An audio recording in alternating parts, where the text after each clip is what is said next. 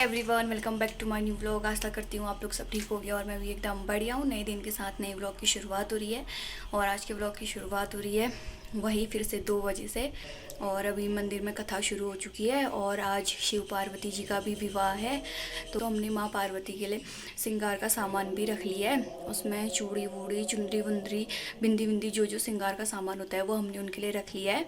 वो मंदिर में हम चढ़ाएंगे अभी, और अभी चलते हैं मंदिर में और सुनते हैं भागवत कथा और देखते हैं शिव पार्वती जी का विवाह। श्रीमद् भागवत का तृतीय दिवस है और आज तृतीय पुष्प हम श्री बांके बिहारी राधा रानी जी के चरणों पर बारंबार अर्पण करेंगे। नाम का उच्चारण करते हैं, बोले वृंदावन बिहारी लाल की। श्रीमन् नारायण नारायण नारायण श्रीमन् नारायण नारायण नारायण बचाने वाला है भगवान, बचाने वाला है भगवान, बचाने वाला है भगवान। बोले वृंदावन बिहारी लाल की, राधा रानी सरकार की। एक बार दक्ष प्रजापति को ब्रह्मा जी ने अपना प्रिय पुत्र मानकर प्रजापति घोषित कर दिया।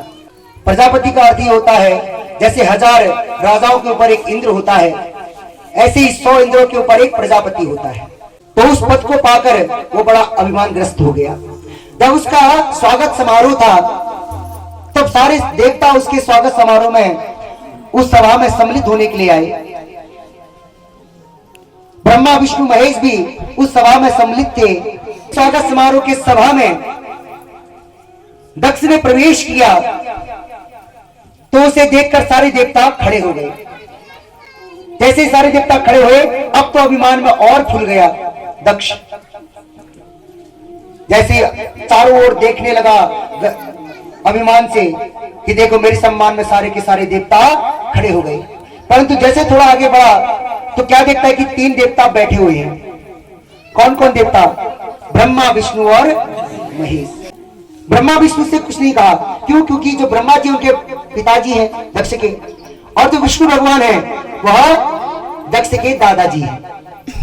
इसलिए उन दोनों से कुछ नहीं कहा। परंतु शंकर भगवान को देख के क्रोधित हो गया। क्यों? क्योंकि कहने लगा ये तो मेरा दामाद है, इसको मैंने अपनी बेटी ब्याही है, ये मेरे सम्मान में क्यों नहीं खड़ा हुआ?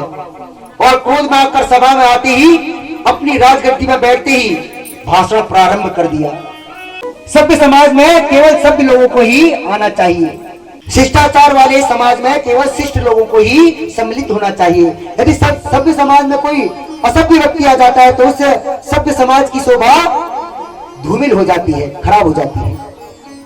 इसलिए सभ्य लोगों के सामने समाज में सभ्य लोगों को ही आना चाहिए। जब इस प्रकार से दक्ष ने कहा तो सारी सभा इधर उधर दिख लगी कि सभ्य समाज में कौन असभ्य है। ये दक्ष किसके ओर इशारा कर रहा है? सब वार्ता करने लगे कि किसको कह रहा है, किसको कह रहा है। दक्ष कहता है अरे सभासदों, यहाँ वहां क्या देख रहे हो? अरे ये नहीं देखते इसको, इस शंकर को। अरे शिष्ट लोगों के साथ बैठना होता इसका तो इसको शिष्टाचार आता, सभी लोगों के साथ बैठता तो इसको सभ्यता आती। ये तो भूत प्रेतों के साथ रहता है, भस्म लगाए रहता है, फक्कड़ है, इसको सभ्यता कहां से आएगी? भूत प्रेतों के साथ रहता है। अरे ये तो हमारे पद को धूमिल करने वाला है, हमारे समाज को धूमिल करने वाला है। भगवान शंकर का अपमान करने लगा। आज अनेक दोष भगवान शंकर में दक्ष को दिखाई पड़ रहे हैं। तो एक राजा ने, एक देव ने खड़े होकर कहा कि दक्ष तुम्हें आज इतने दोष दिखाई दे पड़ रहे हैं शंकर पर, शंकर भगवान पे। जब अपनी पुत्री का विवाह, अपनी कन्या का विवाह शंकर भगवान से किया था, क्या उस समय कोई दोष नहीं दिखा तुझे? सभा में नंदीश्वर बैठे थे। नंदीश्वर शंकर भगवान के अपमान को सह नहीं सके और खड़े हो गए।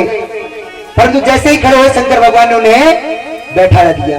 अरे कहने लगे शांत रहो, शांत रहो, कोई बात नहीं है, गाली दे रहे हैं तो कोई बात नहीं, हमारा ससुराल है और ससुराल में गाली तो सुननी ही पड़ती है।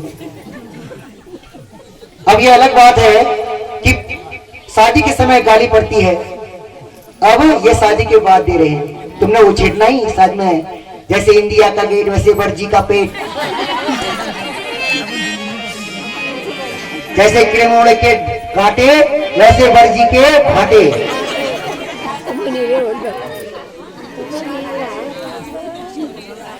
तो इस प्रकार शंकर भगवान समझा रहे हैं कि बेटा ससुराल में गाली तो खानी ही पड़ती है, इसलिए शांत हो जाओ। तो शंकर भगवान ने कहा तो नंदीश्वर बैठ गए, कोई विभाग नहीं मिलेगा। अब तो नंदीश्वर से नहीं रहा गया, तमक तोड़ गए और कहने लगे दक्ष तू अपने पद से इतना अभिमानी हो गया है, जब से आया शंकर भगवान के प्रति क्या क्या कह रहा है, बकरे की तरह मैं कर रहा है, जब मैं तुझे श्राप देता हूं तेरा सर बकरे का हो जाए। तभी उस सभा में भृगु जी उठ गए, भृगु कहने लगे नंदी ये ससुर और दामाद की बात है, तू बीच में क्यों बोला, जा मैं तुझे श्राप देता हूं कि शिव के जितने भी गण है वो सर पाखंडी हो जाए। सारे के सारे शिव के गण खड़े हो गए और कहने लगे बुढ़े बाबा तूने हमें श्राप दिया, जा हम तुझे श्राप देते हैं कि जितने भी ब्राह्मण है तेरे जैसे ब्राह्मण है वो सब भिकमंगे हो गए, भिकमंगे हो जाए, भिखारी हो जाए। इस प्रकार एक दूसरे को श्राप देना प्रारंभ हो गया सबका। शंकर भगवान कह रहे राम राम, हम तो स्वागत समारोह में आए थे, ये तो श्राप समारोह हो गया। तुरंत सबको शांत कराकर सोचने लगे कि हमारे कार्य हुआ है, तो सबको शांत करके अपने गौरव को लेकर कैलाश चल दिए। का समय आया तो सारे देवता अपने विमान में बैठकर अपने देवांगनाओं के साथ कैलाश पर्वत की ओर से अपने विमानों को ले जाकर दक्ष के यज्ञ में जाने लगे। दिखा मेरे ज्यादा हम जम रहे हैं वहां। शंकर भगवान को सब पता है, परंतु शंकर भगवान तो अपने ही आनंद में रहते हैं, अपने ही ध्यान में रहते हैं। परंतु जब देवांगनाओं के विमानों को जाते हुए देखा सती महारानी ने, तो सती महारानी का मन विचलित हो गया कि आज हरिद्वार में कोई महाकुंभ तो है नहीं, ये सारे के सारे विमान कहां जा रहे हैं। तब एक विमान में बैठी हुई देवांगना को आवाज लगाई, अरे बहन सुनो कहां जा रही हो। तो देवांगना विमान से ही कहने लगे बहन तू अभी यही है, अरे तुझे नहीं पता तेरे मायके में तेरे पिताजी ने कितने बड़े यज्ञ का आयोजन किया है और तू अभी तक यहीं बैठी है। और सती महारानी विचार करने लगी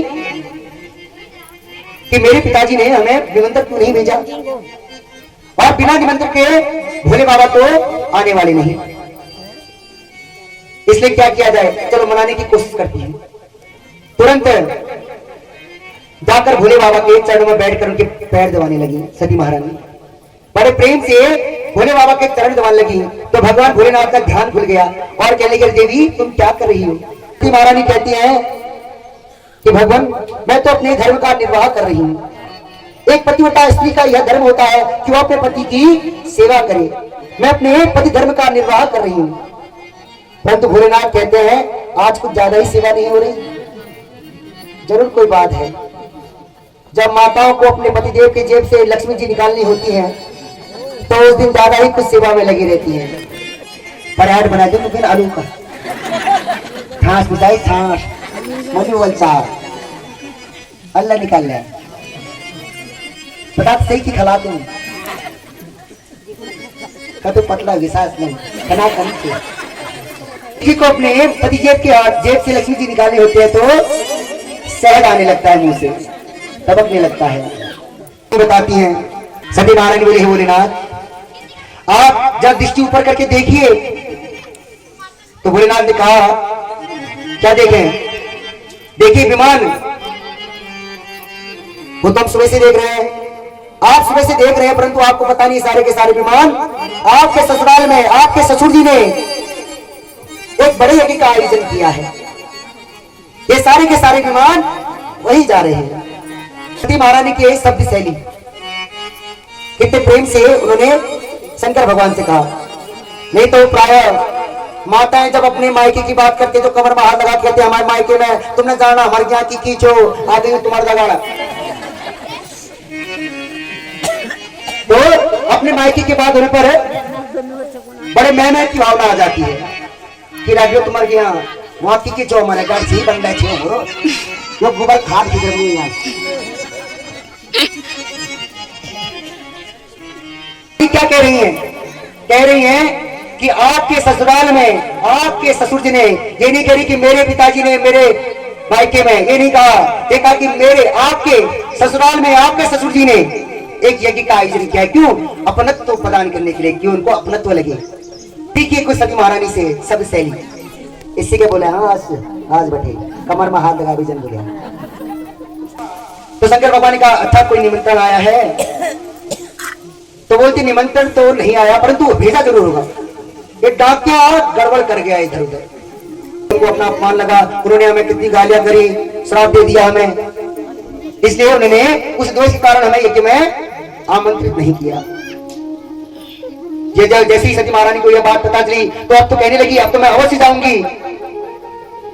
देखना जैसे ही वहां जाएंगे तो कान पकड़ के मेरे पिताजी कहेंगे कि पुत्री क्षमा कर दो, मैं तुम्हें निमंत्रण नहीं कर पाया। शंकर भगवान ने सुनाया, रोकने का बड़ा प्रयत्न किया परंतु सती महारानी नहीं मानी, तो अपने गणों को सती महारानी के पीछे पीछे उनके सहयोग के लिए भेज दिया।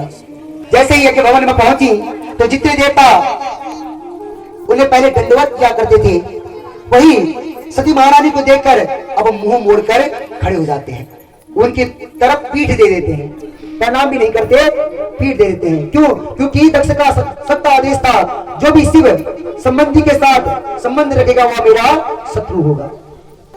कहते हैं मायके में यदि सबसे ज्यादा महत्व किसी का होता है तो वह माँ का होता है। तो सबसे मन हटाकर अपनी माँ प्रसूति से मिलने के लिए सती महारानी उनके कक्ष में गई, और यदि सती के न आने से किसी को हार्दिक कष्ट हुआ था, दुख हुआ था, तो वह उनकी माँ प्रसूति जी को हुआ। इतना यज्ञ हो रहा है परंतु वह अपने कक्ष में बैठी बैठी अश्रुपात कर रही हैं कि मेरी सबसे छोटी पुत्री नहीं आई। परंतु जैसे ही कक्ष में सती महारानी को आते हुए देखा तो अपने पलंग से उठ गई और दौड़कर सती महारानी को गले से लगा लिया और अश्रुपात बहने लगी। सादर भल ही मिली एक माता, मिली एक माता, सादर भल ही मिली एक माता, सादर भल ही मिली एक माता, सादर भल ही मिली एक माता,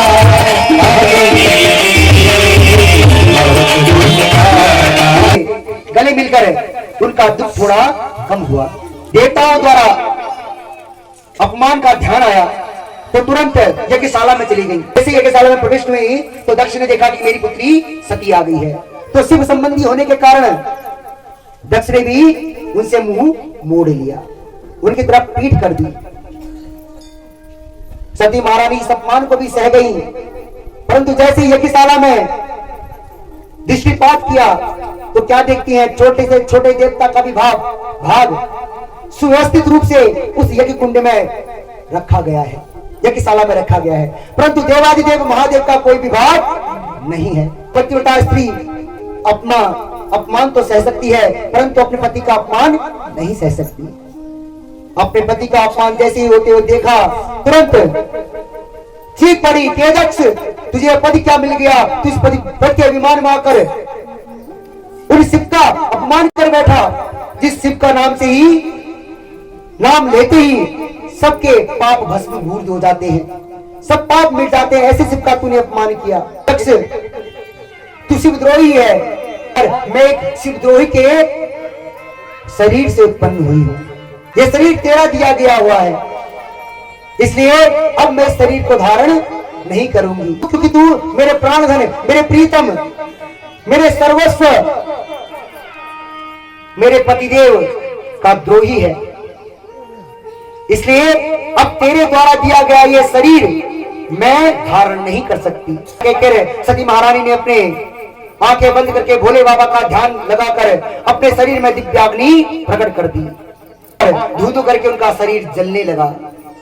जो उनके साथ गण आए थे सब मारो काटो कहने लगे, तो भृगु महाराज ने मंत्र के प्रभाव से उन गणों को मार मार के भगा दिया, और यहाँ नारद जी ने सारा वृतांत शंकर भगवान को सुना दिया।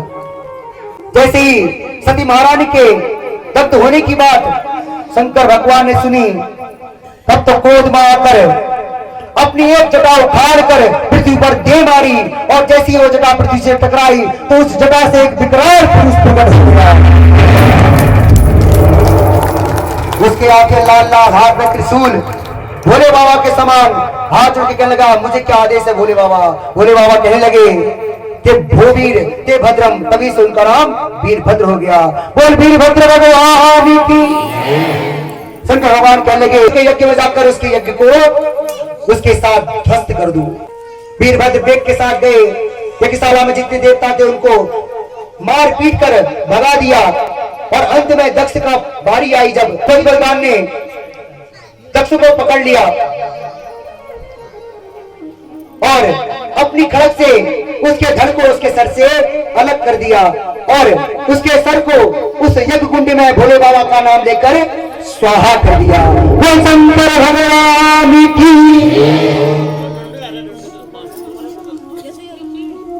अब तो हमारे कैसे हैं बताए, छड़े रुष्टा छड़े तुष्टा रुष्टा तुष्टा छड़े छड़े, थोड़े में ही प्रसन्न हो जाते हैं और थोड़े में ही दुष्ट हो जाते हैं। शंकर भगवान ने उनके सर को बकरी का सर जोड़ दिया और जैसे ही धड़ से बकरी का सर जुड़ा, शंकर भगवान के अपमान का, अपनी सती पुत्री के अपमान का जैसे ही भान आया तो अब वह स्तुति करने लगे, रोने लगे। परंतु बकरे का सर होने के कारण मैं की तरह बात कर रहे हैं। जैसे ही मैं किए तो शंकर भगवान को हंसी आ गई। इसलिए जब भी शंकर भगवान की पूजा होती है तो भक्त उनके क्या कहते हैं, बम बम बम बम कहते हैं ना। क्यों कहते हैं? इसलिए कहते हैं क्योंकि जब बम बम बम बम बकरे की आवाज होती है, ये बकरे की आवाज करने से जैसे आप करेंगे तो शंकर भगवान को अपने ससुर जी की याद आ जाएगी, तो शंकर भगवान बड़े प्रसन्न हो जाएंगे। इसलिए सारे भक्त उनके क्या कहते हैं, बम बम भोले बम बम। तो इस प्रकार शंकर भगवान प्रसन्न हो जाते हैं। वो शंकर भगवान की। तो हमारी पार्वती मैया आ गई है।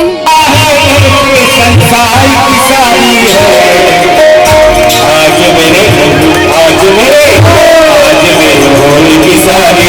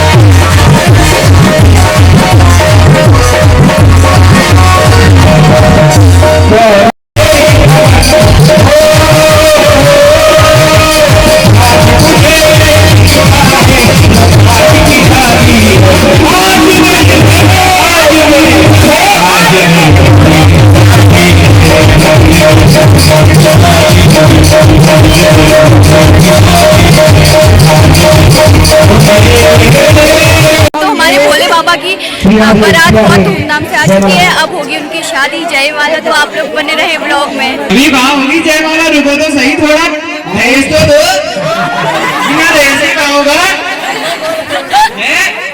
थोड़ा दहेज तो दो, बिना दहेज की जयमाला कहाँ होगी, दो तो सही। अभी लीडो कब दोगे, दे दो ये खाली करो।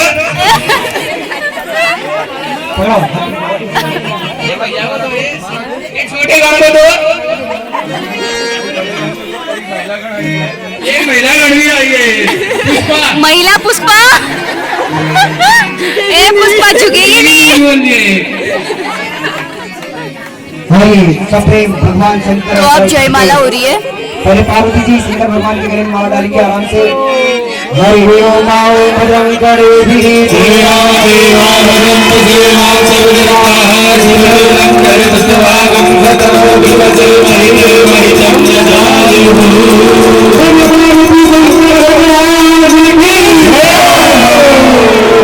आगे सप्रेम।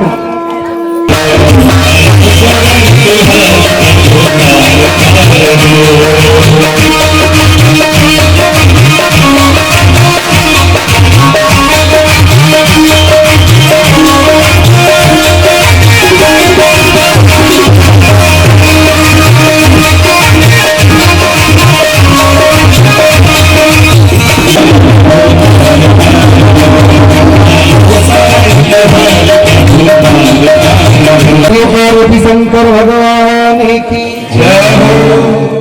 आइए सप्रेम शंकर भगवान और पार्वती मैया के आरती का अवलोकन करेंगे।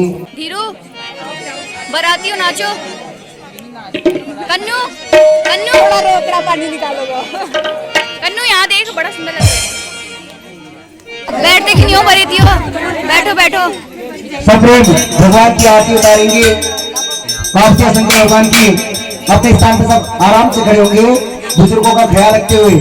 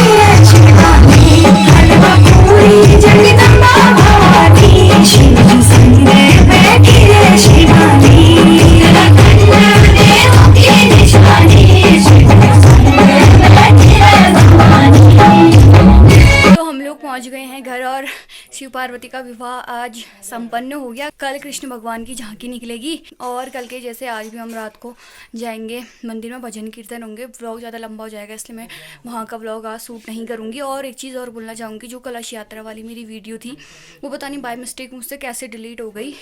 तो उस वीडियो का मुझे इतना ज़्यादा अफसोस हो रहा है। एज ए मेमोरी वो इसमें यूट्यूब में सेव हो जाता, बट पता नहीं कैसे डिलीट हो गया मेरे को। मैं रो भी गई सुबह सुबह जब मैंने देखा। मैंने कहा अरे ये तो शो ही नहीं हो रहा है, क्या हो गया करके। उसमें सब जितनी औरतें थी इतनी मस्त लग रही थी, बिल्कुल खेतों के बीच में से ऐसे निकल रही थी, इतना अच्छा लग रहा था वो। क्योंकि हाँ, पहली बार हमारे गांव में भागवत हो रहा है और अब पता नहीं कब हो क्या हो। तो उस व्लॉग का डिलीट होने का मुझे बहुत ज़्यादा अफसोस हो रहा है। क्या बोलूँ, हो गई है मुझे, बिल्कुल अजीब सा हो गया है। तो छोड़ो, और आगे के व्लॉग जो भी हैं उनको एंजॉय करना आप लोग। हो सके तो मैं उसको रिकवर करने की कोशिश करूँगी, बट रिकवर नहीं हो पा रहा है वो। मैं सुबह से लगी थी रिकवर करने के लिए, बट वो रिकवर हुआ नहीं। तो आप लोग आगे के व्लॉग एंजॉय करें और कल कृष्ण भगवान की झांकी निकलेगी। तो आज का व्लॉग यहीं पे एंड करते हैं और अपना काम वाम करते हैं। तो मिलते हैं नेक्स्ट व्लॉग में, तब तक के लिए बाय बाय।